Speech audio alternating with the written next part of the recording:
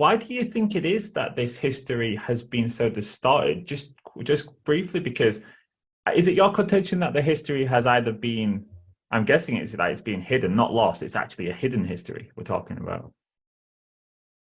Yes, and so this is where it actually gets controversial, and somebody who's not ready to hear this, it could lead to some problems with like some cognitive dissonance.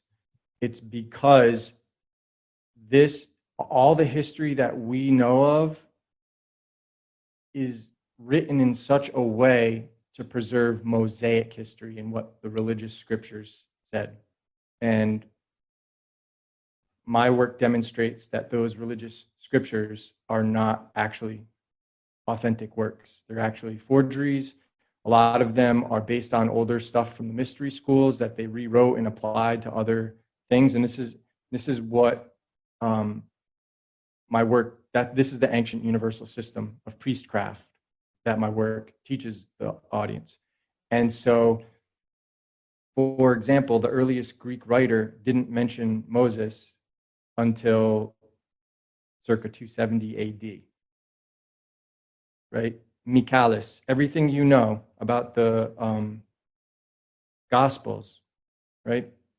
Johann Michaelis, one of the greatest biblical scholars of all time, admitted that there is not one writing pertaining to the Gospels that existed or that can be proven to exist prior to the 6th century AD. If I were to quote Eusebius, a lot of people don't know the origins of Christianity.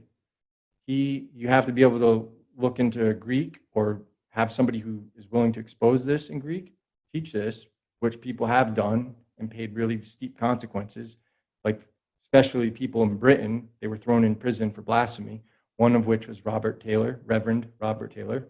And he was one of the few people that translated Eusebius. And you see, like, it literally says, those ancient Therapeutae are Christians or were Christians, and their writings are our epistles and gospels.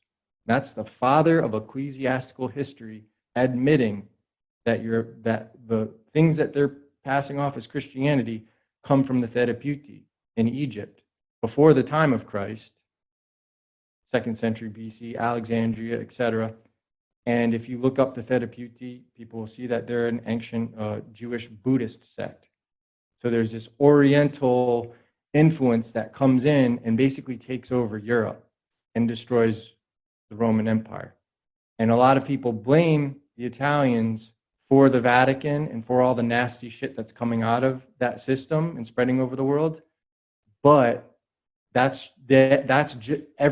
had to take over Italy because Italy is the center of all commerce. And back then, commerce through ship is much easier than clearing forests and building roads through them, right? That stuff doesn't really start happening until the technology gets advanced. Whereas it's much easier to get on a boat and go everywhere you want